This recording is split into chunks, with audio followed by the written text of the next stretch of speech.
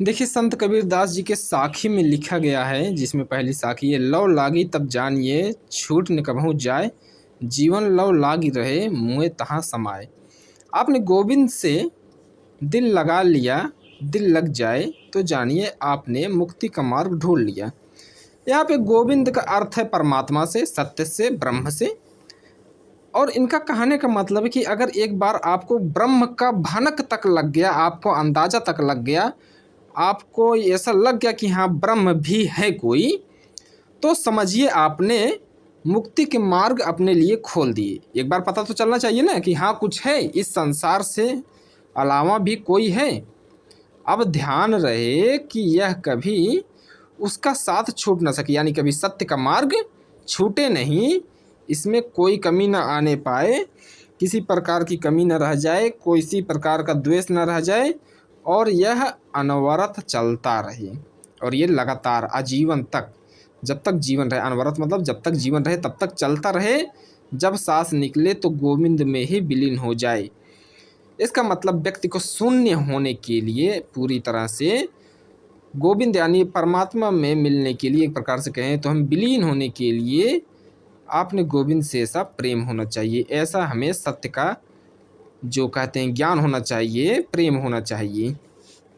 फिर देखिए दूसरी साखी है, लौ लागी तो डर किसा आप विसर्जन दे, अमृत पावे पिए आत्मा गुड़ से जुड़े सने। जब गोविंद से प्रेम हो गया, यानी जब सत्य का पता लग गया, तो तुम उनकी साधना में जी जान से लग गए, तो फिर भय कैसा। अब तो निर्भय हो जाओ, शरीर को लेकर डरो ना। यह तो तुम्हें भी पता है कि शरीर क्षण भंगुर है, कोई भी जतन कर ले किसे तो नष्ट होना ही है। जो सच्चे भक्त होते हैं वे तो सद्ज्ञान से प्रेम संबंध जोड़ते और मोक्ष दिलाने वाले गुरु का अमृत पान करते हैं। उन्हें शरीर के रहने न रहने की चिंता नहीं रहती।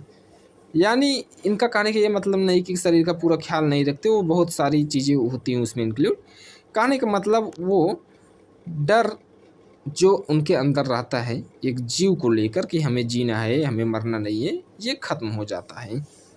और तीसरा साख ये देखिए, लौ लागी तब लौ लगूं, कहूँ न आऊँ नाव, लय बुड़ूं तो लय तरूं, लय लय तेरा नाव। जब गोविंद से प्रेम हो गया, जब सत्य का पता चल गया, मैं उसी हर पल मग्न रहने लगा।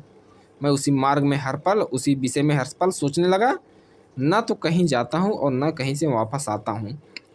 अब ये जो अपना विचार था इधर उधर भटकता था, अब इसका आना जाना बंद, अर्थात सांसारिक बंधनों से मैंने नाता तोड़ लिया है।